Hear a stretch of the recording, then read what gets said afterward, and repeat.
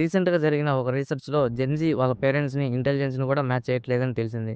దీని గురించి ఏంటి అని ఆరాధిస్తే తెలిసింది. వాళ్ళు ఈ డిజిటల్ ప్రపంచంలో అలవాటు పడిపోయి రీల్స్ స్క్రోల్ చేయడం, ఆ ఇన్‌స్టాగ్రామ్‌లో వచ్చే ఫేక్ డోపమైన్‌కి అలవాటు పడి డిప్రెషన్‌లో ఉండడం తప్ప వాళ్ళ వల్ల సొసైటీకి, ఇండియాకు, డెవలప్‌మెంట్‌కి యూజ్ లేదని అంటున్నారు. ఇంకో పక్క అదే జెన్‌జీ జనరేషన్ వాళ్ళు ఎన్నో అచీవ్ చేస్తున్నారు. వీళ్ళ ఇద్దరిలో వేరు చేసేవి ఏమైనా ఉన్నాయంటే ఆ 1% వాళ్ళు గర్ల్స్‌ని పట్టించుకోరు, పువ్వుల్ని పట్టించుకోరు. వాళ్ళు రిస్క్ తీసుకుంటారు. యావరేజ్ లైఫ్ కావాలని కోరుకోరు. వాళ్ళకి ఇండియాలో జరిగే మ్యాట్రిక్స్ అర్థమైపోయింది. ఇండియాలో 75% మంది మిడిల్ క్లాస్‌లో ఉన్నారు. 15% మంది పూర్ పీపుల్ ఉన్నారు. 10% నెలకు 2,00,000 కంటే ఎక్కువ ఎర్న్ చేసేవాళ్ళున్నారు.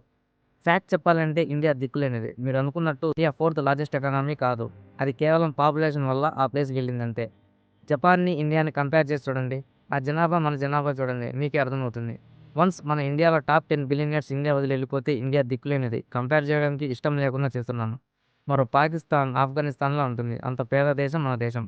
ఇక్కడ నా పాయింట్ ఏంటి అంటే అమెరికాలో 50% మంది టాక్స్ కడుతున్నారు. జపాన్‌లో 30%, యూకేలో 60%, ఇండియాలో కేవలం 2% మంది మాత్రమే టాక్స్ కడుతున్నారు.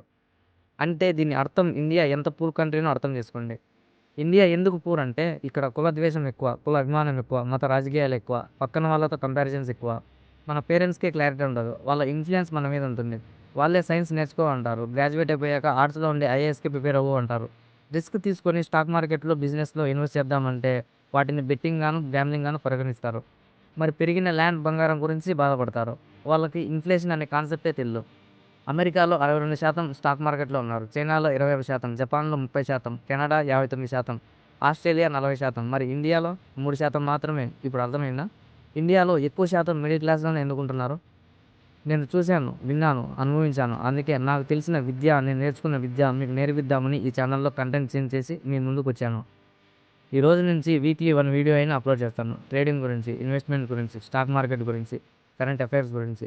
ఇలా నా వల్ల ఒక 10 మంది ఎడ్యుకేట్ అయ్యి ఈ మ్యాట్రిక్స్ నుంచి బయటపడితే చాలు అంతే. నేను మిమ్మల్ని సబ్స్క్రైబ్ చేసుకోండి, లైక్స్ కొట్టండి నేను చెప్పను. ఎందుకంటే జస్ట్ మీరు వచ్చి ఇన్ఫర్మేషన్ తెలుసుకోండి చాలు. నేర్చుకోండి అంతే.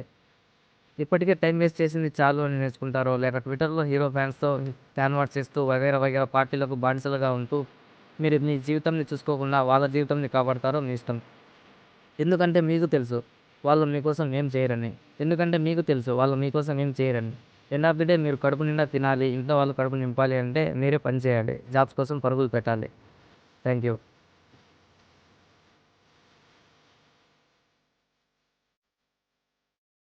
నేను హంటర్‌నయ్యాక లెక్కలేనన్ని సార్లు మరణం అంచుల దాకా వెళ్ళొచ్చాను. నాకు డబ్బొద్దు, కానీ నాకది అవసరం. నేను మాత్రమే నా లెవెల్ పెంచుకోగలను. నాదైన దానికోసం పోరాడి సొంతం చేసుకుంటాను.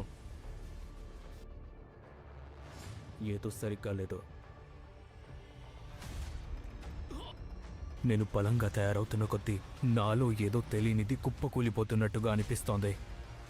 కానీ నేను ప్రాణాలతో ఉండాలని సిస్టమ్ కోరుతోంది. Is that right? It's clear now. What I have to do, no matter what stands before me. You really are a good person, aren't you, Tanjiro? Just focus on what you need to do. No matter what it may take. This is something I have to do.